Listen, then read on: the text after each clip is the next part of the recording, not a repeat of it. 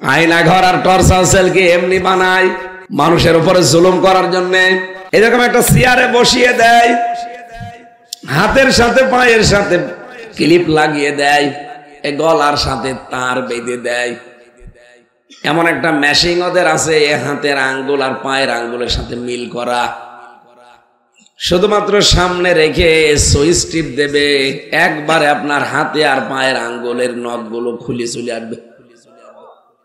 বলতে যত সহজ মনে হচ্ছে, বিষয়টা অত সহজ। এতটুকু শেষ করে দে না, যখন ফিনকি দিয়ে রক্ত বের হয় তখন আস্তে করে ওর উপরে লবণ ছিটিয়ে দেয়।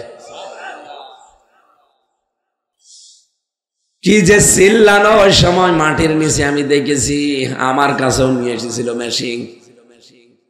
চেয়ারে বসিয়ে সব যেহেতু আপনার আটক করা, হাত পা গলা, আপনি তো নড়তেও পারবেন না। একবার শুধু সুইচ টিপ দেবে, 1 মিনিটে 120 বার ঘুরবেন। 1 মিনিট পরে মনে হবে যে এই পৃথিবী আমি 10টা দেখতে পাচ্ছি। টিটকারি মারে তখন কি তোমাদের আল্লাহ জানিয়েছে যে মরণের পরে নাকি 10 দুনিয়ার সমান জান্নাত দেওয়া হবে? এখন দেখতে পাও, কি জবাব দিবেন বলেন তো? আল্লাহরও ভুল ধরে মাঝে মাঝে। এই কঠিন পরিস্থিতিগুলো যেখানে যেখানে তৈরি হয়েছে, আপনি দেখবেন বাংলাদেশের অধিকাংশ এমপি, মন্ত্রী আর উপজেলা চেয়ারম্যান, মেয়র আর বড় বড় সরকারি যারা আমলা ছিল, কর্মকর্তা, এদের বাড়িতে অফিসে আমি নিজে পেয়েছি মাটির নিচে টর্চার সেল। আল্লাহ বলেন বাড়ি ঘরগুলো আমি খফিয়াতান করে দিলাম। কেন জানো? জনশূন্য হয়ে আছে আজ। এটা আজ ওজাড় গৃহ হয়ে গেছে, ছাড়া বাড়ি, কেউ এখানে আর থাকে না, পরিত্যক্ত করে দিলাম। বিমা জলাম, এদের জুলুমের কারণে। ধানমন্ডির 32 নাম্বার যেটা হবে এখন না, এটা 1500 বছর আগে আল্লাহ নাজিল করে জানিয়ে দিয়েছেন। মানুষের বাড়ি ঘর করে এরকম ওজাড় গৃহ এমনি হয় না, অবশ্যই এর পেছনে কোনো ইতিহাস আছে। এখন অনেকেই কিন্তু মাটির নিচে দেখা যাচ্ছে মানুষের হাড় গোড়ো পাচ্ছে, চুল পাচ্ছে, নখ পাচ্ছে, পুরাতন জামা কাপড় পাওয়া যাচ্ছে। আমি তো ছোটটাই ছিলাম, এর জন্য আমি বড়টার খবর জানি না। কিন্তু ফাঁসির ওই কন্ডেম ছেলে 3টা বছরে অনেকে আমার গোপন কথা জানিয়েছে। 2 বছর, 5 বছর, 7 বছর, 10 বছর পড়ে আছে, কেউ জানে না। হাতের নখগুলো এত বড় বড় হয়ে যায়, চুল দাড়ি গোপ মনে হচ্ছে জঙ্গল থেকে বেরিয়ে আসতেছে। কেউ কেউ দেখতাম আঙ্গুল দিয়ে এই দেওয়ালের সাথে খসিয়ে খসিয়ে লিখে রাখে ভাঙ্গা ভাঙ্গা অক্ষরে যে ভাই কেউ যদি বাইরে যেতে পারেন এই নাম্বারটাই অন্তত জানাবেন যে আমি বেশি আছি। আমি জাস্ট 2 বছর, 5 বছর, 7 বছর, 10 বছর আছি, কেউ জানে না। দয়া করে কেউ যেতে পারলে এটা একটু জানাবেন। 1.5-2 মিনিট সময় দেয় মাত্র টয়লেট করার জন্য। সকালে কয়েকটা পচা ছোলা দিয়েছে, তো দুপুর বেলা দিত 1 মোট ভাত, তাও মনে হচ্ছে কেউ মাখিয়ে দিয়েছে। এই কঠিন পরিস্থিতির কারণে আমার মনে হয় আজ জালেমদের বাড়ি ঘর গুলো আর সব আল্লাহ পরিত্যক্ত বানিয়ে দিচ্ছে। এর বাস্তব প্রমাণ আমার কুষ্টিয়ার হানিফের বাড়ি। ফেব্রুয়ারির 5 তারিখ আবার নতুন করে আর এক গজব নাজিল হয়েছে। 6 মাস আগে একবার আগস্টের 5 তারিখে বিকালে হয়েছিল, আবার ফেব্রুয়ারির 5 তারিখে বিকালে আর একবার হয়েছে। তার মানে আল্লাহ জানাতে চায় যে না, ওর চিহ্ন পর্যন্ত রাখা যাবে না। ফাকতিয়া দাবিরুল কওমিল্লাযিনা যালামু,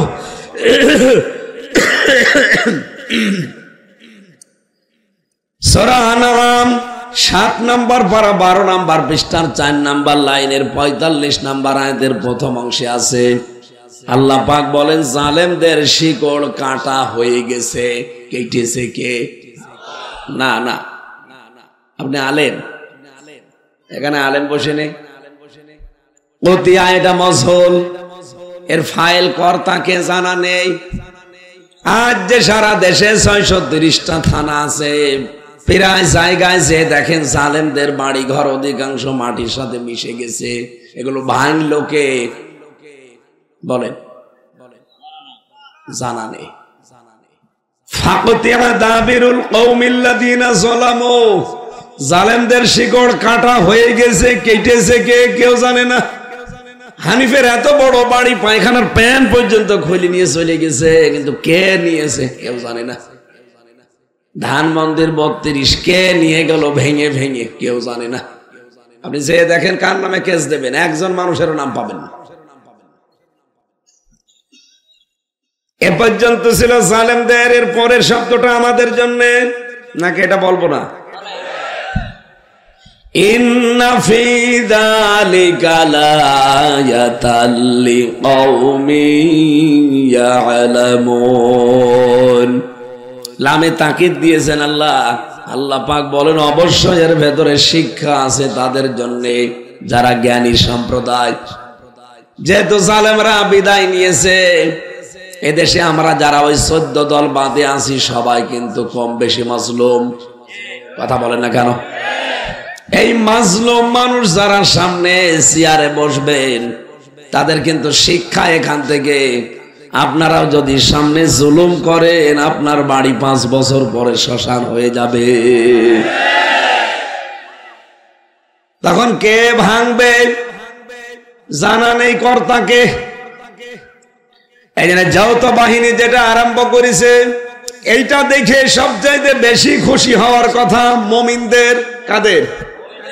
এই বাংলাদেশে আমরা যারা ইমানদার, যারা মুমিন, তারা কিন্তু এই ডেভিল হান্ট এটা শোনার পরে খুশি হয়েছি যে শুরু করেন।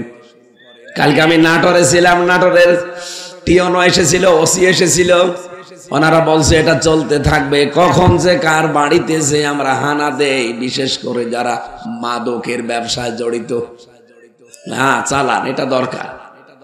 এটা মুমিনরা, ওয়ালাম্মা রাল মুমিনুন আল আহজাব, মুমিনদের একটা দল যখন দেখতে পেয়েছে যে যৌথ বাহিনী, তারা কিন্তু আনন্দে আত্মহারা হয়েছে, খুশি হয়েছে। তারা বলেছে ক্বালু হাযা মা ওয়া'দানাল্লাহু ওয়া রাসূলুহু ওয়া সাদাকাল্লাহু ওয়া রাসূলুহু ওয়া মা যাদাহুম ইল্লা ঈমানা ওয়া তাসলিমা। বলেন আল্লাহু আকবার। যৌথ বাহিনীর অভিযান দেখলে খুশি হবে ইমানদারেরা। তারা বলবে এটা আল্লাহ এবং রাসূল যা বলেছে সত্য বলেছে, তাদের কথাগুলো সব সত্য। কিন্তু এটা দেখলে সবচাইতে কষ্ট পাবে, ক্ষতি হবে তাদের যারা খুনি, যারা মাদক ব্যবসায়ী, আর যারা জুলুমবাজ। এই 3টা আগুন যাদের আছে দেখেন, তারা এখন কিন্তু আতঙ্কে আছে। এক কথা বলে না কেন? এই জন্য যৌথ বাহিনী ডেভিল হান্ট যা চালাচ্ছে, শয়তানের খোঁজে চালাক। আমাদের অসুবিধা নেই, কারণ আমরা মাদকের সাথে জড়িত না, খুনের সাথে জড়িত না, আমরা জুলুমের সাথেও সম্পৃক্ত না। বলেন বলুন। এর সাথে যারা আছে তারা এখন এই মোবাইলে এরকম ফোন রেকর্ড করবে, ফোন রেকর্ড কল করবে, নিজেরাই রেকর্ড করবে, আবার নিজেরাই ছাড়বে। আজকে শাওন সাহেবের সাথে আপা এইটাই বলিস, ওরা জানছে যে এটা যদি শুরু হয়ে যায় তাহলে এই দেশে অন্তত ছোটখাটো জালেম আর ছাড় পাবে না। কারণ যত অবৈধ সব তো ওদের। এই 15.5 বছরে এমন কোন অবৈধ কাজ আছে যেটা ওরা করে নাই? এই জন্য আমরা খুশি, যৌথ বাহিনী যেটা আরম্ভ করেছে, আমরা কি বেজার? হ্যাঁ, কিন্তু চাই কোন নিরপরাধ মানুষ, বিশেষ করে যারা চাপে পড়ে হৌকা হৌকা করতো, ওই যে হাজী সেলিমের মতো। হাজী সেলিম আমার সাথে সেদিন কোর্টে ছিল, কথা বলতে পারে না, নৌকা মার্কা নিয়ে দাঁড়াইতো, নৌকাও বলতে পারে না, বলে হৌকা। আজকের এই মাহফিলের আয়োজন করার জন্য সেই মানুষগুলো শ্রম দিলেন, অনেক দিন করতে পারেননি। একেবারে খোলা আকাশের নিচে আজকে মন খুলে আমরা কোরআনের কথা বলতে পারি, শুনতে পারি। এই জন্য জবান দিয়ে বলেন আলহামদুলিল্লাহ। দরুদ আর সালাম পাঠের মাধ্যমে আমরা আরম্ভ করছি। আমাদের আজকের আলোচনার বিষয় অভিভাবক। কি বললাম? বলেন বলেন। আপনারা সূরা মায়েদার 55-56 নম্বর আয়াত শুনলেন। এর আলোকে আমরা তাফসীর আকারে কথা বলতে চাই। আল্লাহ রাব্বুল আলামিন বলেন, ইন্নামা ওয়ালিয়ুকুমুল্লাহু ওয়া রাসূলুহু ওয়াল্লাযীনা আমানু। অবশ্যই তোমাদের বন্ধু, তোমাদের অভিভাবক আমি আল্লাহ, ওয়া রাসূলুহু এবং আমি আল্লাহর রাসূল তোমাদের বন্ধু অভিভাবক, ওয়াল্লাযীনা আমানু আর তোমাদের ভেতরে যারা ঈমানদার তারা তোমাদের অভিভাবক বন্ধু। অভোলাবাসী ভালো করে খেয়াল করেন, সামনে কিন্তু এরকম সময় আসতেছে আপনি কাকে বন্ধু হিসাবে গ্রহণ করবেন, কাকে অভিভাবক হিসাবে মেনে নেবেন, এ কথা কোরআন বলছে নাকি হামজার বাবার কথা? আল্লাহ বলেন তোমাদের অভিভাবক আমি আল্লাহ, আমার রাসূল আর তোমাদের ভেতরে যারা ঈমানদার তারা। প্রশ্ন আসতে পারে, দেশে তো মাত্র 4% অমুসলিম, 96% আমরা মুসলমান, তাহলে যার তার সাথে আমরা বন্ধুত্ব অভিভাবক হিসাবে মেনে নিতে পারি নাকি? আল্লাহ আয়াতের পরেই 3টা গুণ দিয়েছেন। এই বাংলাদেশে এই 3টা গুণ যাদের ভেতরে আছে আপনি তাদেরকে বন্ধু হিসাবে মেনে নিতে পারেন, তাদেরকে অভিভাবক হিসাবে গ্রহণ করতে পারেন, তাদেরকে আপনি দায়িত্ব দিতে পারেন। কয়টা? আরো জোরে বলেন। সভাপতি, প্রধান অতিথি, বিশেষ অতিথি প্রত্যেকজন কিন্তু এই কথা বলেছে। এখানে কোরআন সম্পর্কে যা বলা হবে কথাগুলো প্র্যাকটিক্যাল লাইফে মানা লাগবে। আপনারা কথাও দিয়েছেন আমরা মানতে চাই, সুতরাং আমি যা এখান থেকে ডেলিভারি দিচ্ছি কথা মানা যাবে তো? হ্যাঁ, মানা যাবে না? আমাদের অভিভাবক 1 নম্বরে কে, 2 নম্বরে, 3 নম্বরে ঈমানদার। তাও যে সে ঈমানদার না, যাদের ভেতরে 3টা গুণ পাওয়া যায়। কয়টা? বলেন বলেন। আল্লাহ পাক বলেন, আল্লাযীনা ইউকিমুনাস সালাতা ওয়া ইউতুনাজ যাকাতা ওয়া হুম রাকিউন। এই পৃথিবীতে যে ঈমানদার গুলো নামাজ কায়েম করে, যাকাত দেয়, আর যারা রুকুকারীদের সাথে রুকু করে, তার মানে জামাতবদ্ধ হয়ে নামাজ পড়ে, এই 3টা গুণ যাদের ভেতরে পাবেন আপনি তাদেরকে অভিভাবক হিসাবে মেনে নিতে পারেন, তাদেরকে আপনি দায়িত্ব দিতে পারেন, ব্যক্তি, পরিবার, সমাজ আর রাষ্ট্রের। এই 3 গুণে গুণান্বিত মানুষদেরকে যদি দায়িত্ব দেওয়া যায়, অমাই ইয়াতাওয়াল্লাল্লাহা ওয়া রাসূলাহু ওয়াল্লাযীনা আমানু, যারা আমি আল্লাহ, আমার রাসূল এবং ঈমানদারদের দিকে ফিরে আসবে, ফাইন্না হিজবাল্লাহি হুমুল গালিবুন, এই মানুষগুলোই আল্লাহর সেনাবাহিনী, আল্লাহর সৈনিক এবং এরাই বিজয়ী। বলেন সুবহানাল্লাহ। এটা বাংলা অর্থ ছিল। এবার আসেন তো আমরা তাফসিরে যাচ্ছি। নির্ভরযোগ্য তাফসির হিসাবে আমি ফি জিলালিল কোরআন, তাফহিমুল কোরআন আর ইবনে কাসির এই 3টার রেফারেন্স বেশি দিচ্ছি, আপনি মিলিয়ে দেখবেন। এই যে বন্ধু, এই শব্দটা আল্লাহ প্রথমেই দিয়েছেন। ইন্নামা, ইন্না দিলেও তো অর্থ হয়ে যেত, মা দিলেন কেন? আরবি গ্রামার অনুযায়ী ইন্না মা যখন যোগ হয়ে যায় তখন বাংলা অর্থ দাঁড়ায় কেবলমাত্র, শুধুমাত্র, একমাত্র। কথা বুঝতেছেন? সূরা কাহফের শেষের দিকে আপনি এরকম একটা আয়াত দেখবেন, কুল ইন্নামা আনা বাশারুম মিসলুকুম ইউহা ইলাইয়া।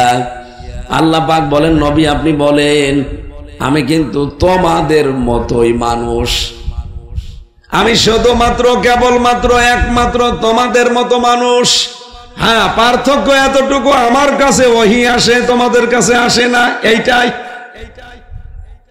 এটা আবার আলাদা বিষয় আছে, আমি ওদিকে গেলাম না। আমি ইন্নামার শব্দটা বোঝানোর জন্য বলেছি, এটা কেবলমাত্র, শুধুমাত্র, একমাত্র এইটা বোঝানোর জন্য আসে। আল্লাহ আয়াত শুরুই করে দিয়েছেন ইন্না, না ইন্নামা। রব্বুল আলামিন বলেন ইন্নামা অবশ্যই অলিজন, অলি মানে 33টা অর্থ পেয়েছি অলির। অলি মানে বন্ধু, অলি মানে অভিভাবক, অলি মানে প্রতিবেশী, অলি মানে সাক্ষ্যদাতা, এরকম 33টা অর্থ আমি পেয়েছি তাফসিরে। আপনাদের অভিভাবক, আপনাদের বন্ধু, আপনাদের প্রতিবেশী, আপনাদের সমর্থক, আপনি যার সাথে চলতে চান এইরকম মানুষকে মেনে নেওয়া লাগবে বন্ধু হিসাবে। বন্ধুর নাম কেন দিলেন?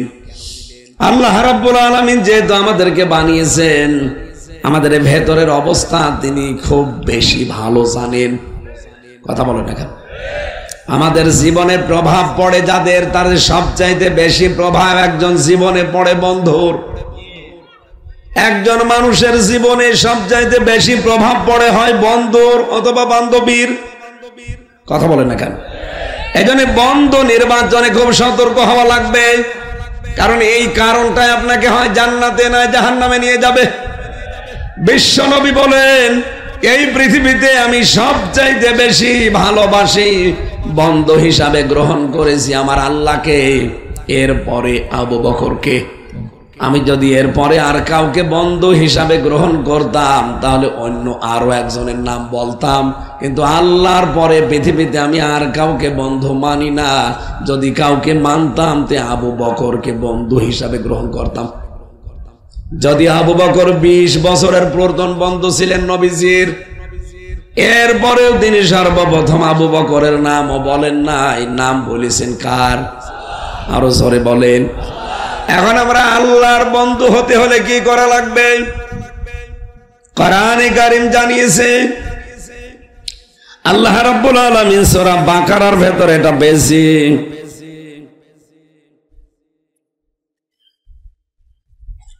আল্লাহু ওয়ালিয়ুল্লাযীনা আমানু, আল্লাহ বলেন আমি বন্ধু যারা ঈমান আনে আমি নিজে তাদের বন্ধু হয়ে যাই।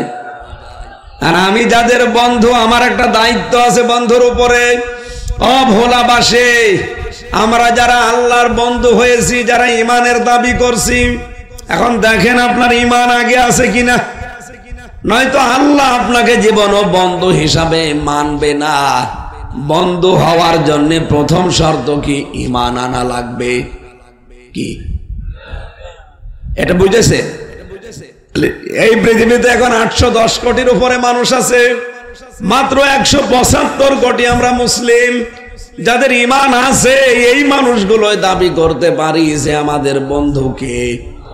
বাকি যত মানুষ দুনিয়াতে আছে কেউ এই কথা বলতে পারে না আমার বন্ধু আল্লাহ। পারে? কারণ তাদের ঈমান নেই। এখন আমরা যারা ঈমান এনেছি, আমাদের আল্লাহ কিন্তু শর্ত দিয়েছেন, তুমি ঈমানের দাবি করলেই হবে না, ঈমান আনার আগে তোমাকে একটা কাজ ছেড়ে দেওয়া লাগবে। ফামাই ইয়াকফুর বিত্তাগুত ওয়া ইউমিন বিল্লাহ, সূরা বাকারার 256 নম্বর আয়াতের মাঝের অংশে আছে, কোন মানুষ যদি ঈমান আনতে চায় আল্লাহর ঘোষণা তাকে তাগুত ছাড়া লাগবে। তাগুত ছেড়ে দিয়ে যদি ঈমান আনতে পারেন লাং ফিসামালাহা, জীবন ওই ঈমান ধ্বংস হবে না।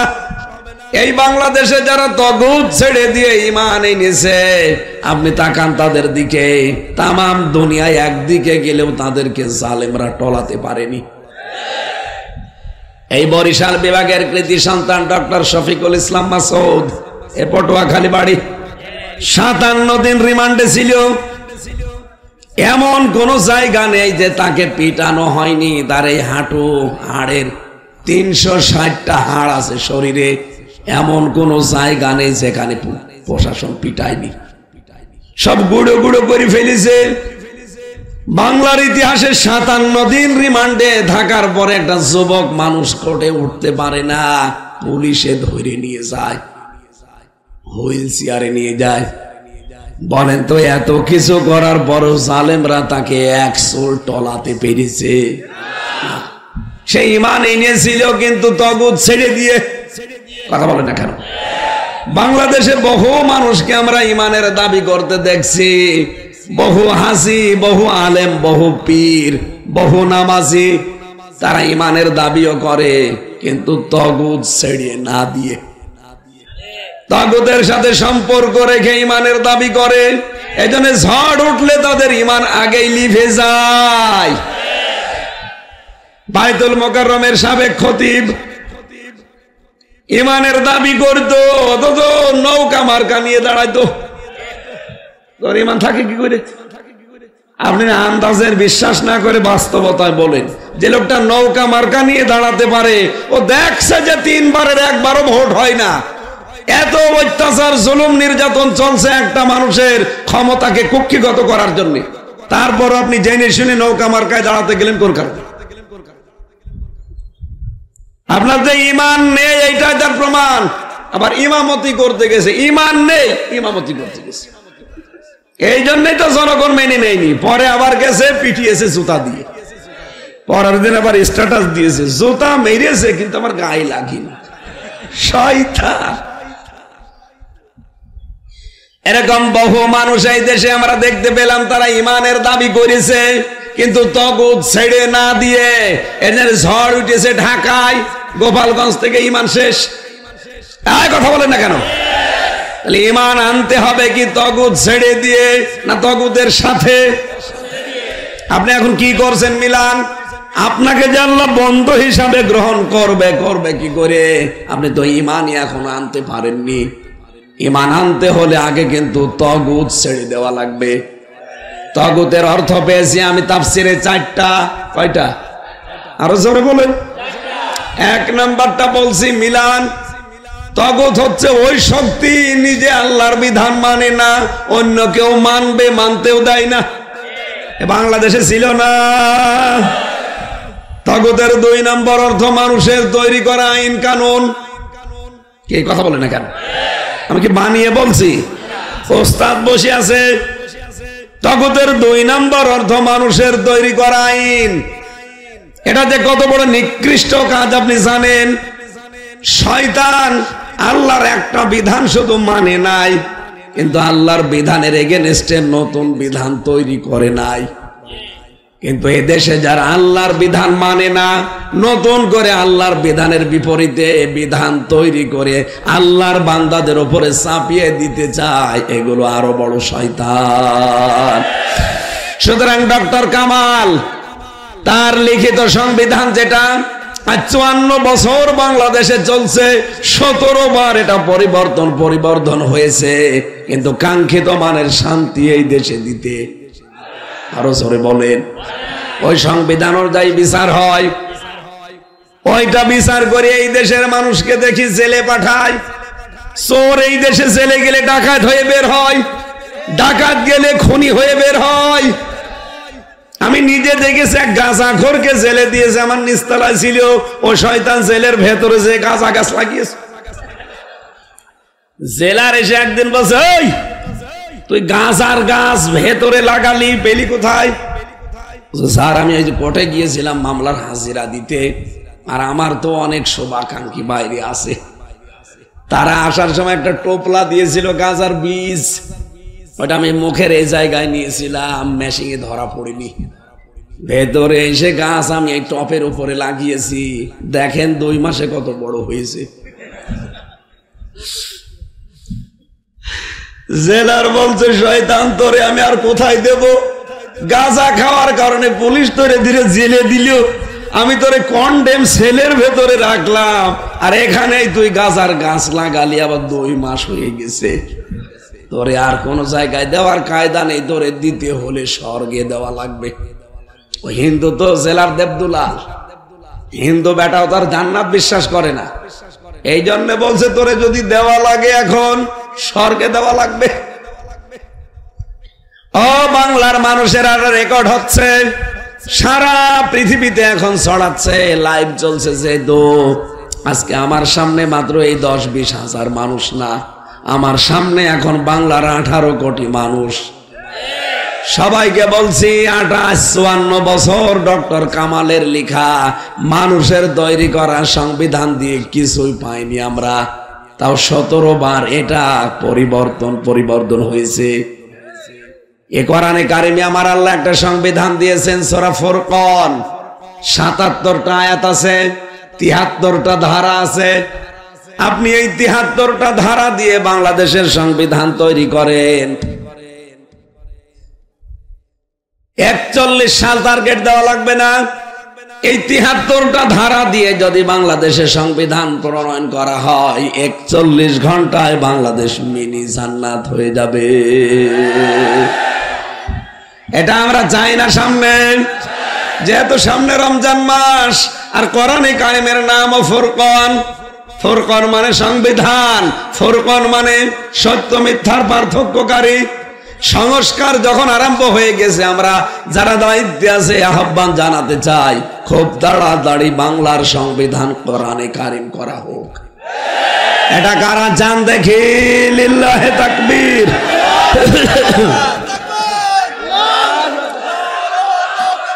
আলহামদুলিল্লাহ।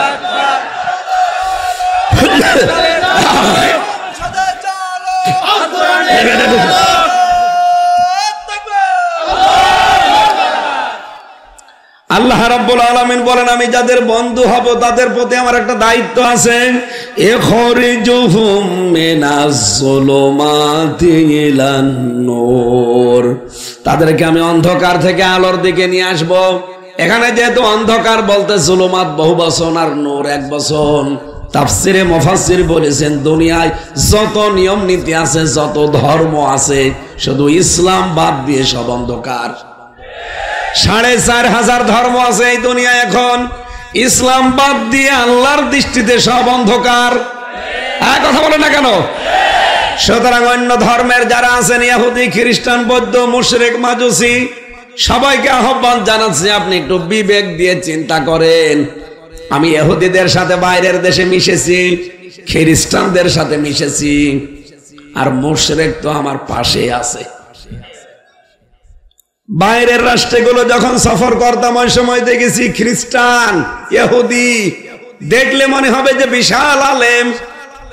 ওর মিস্ত্রির হাত মোজা, পা মোজা পরা, 4-5টা ছেলে মেয়ে পাশে, ওই লোকের এ পর্যন্ত দাড়ি, বিশাল পাগড়ি মাথায় দেওয়া, জুব্বা একেবারে পা পর্যন্ত। আপনি জীবনও বুঝতে পারবেন না ইহুদি। যখন পরিচয় করি সরাসরি, জিজ্ঞাসা করি আপনার নবীর নাম কি, তখন পরিচয় পাওয়া যায়।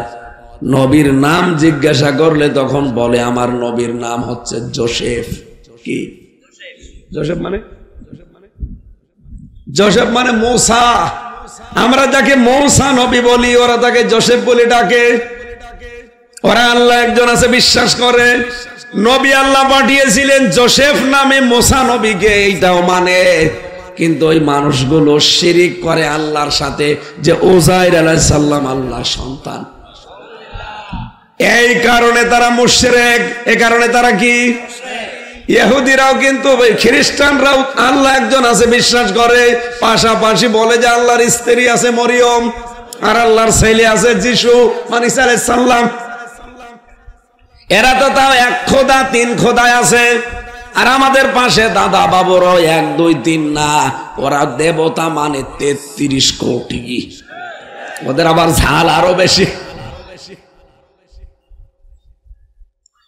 যে কথাটা বলতে চাই, 4500 ধর্মের সব যেহেতু অন্ধকার, ইসলাম বাদ দিয়ে বিবেক আপনাদেরও আছে, একটু বিবেকটা কাজে লাগান।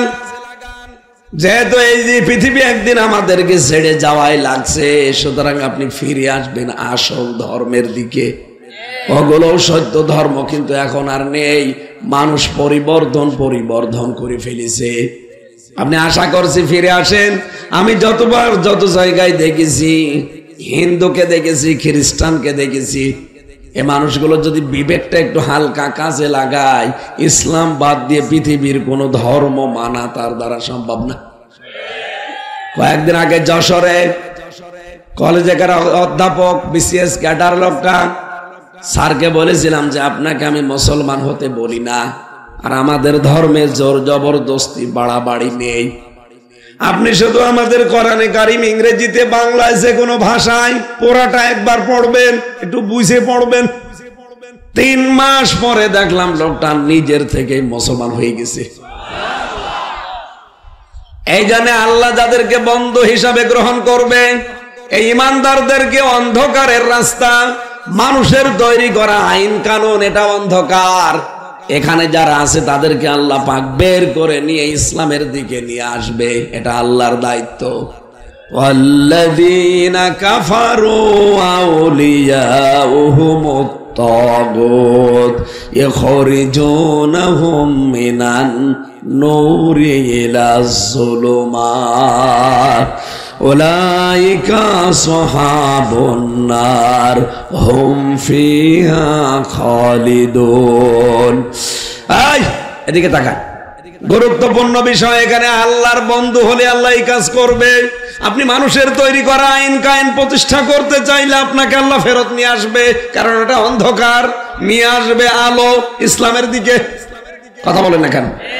আজ যাদেরকে নিয়ে আসতেছে আল্লাহ মনে করবেন আল্লাহ আপনাকে বন্ধু হিসাবে গ্রহণ করেছে।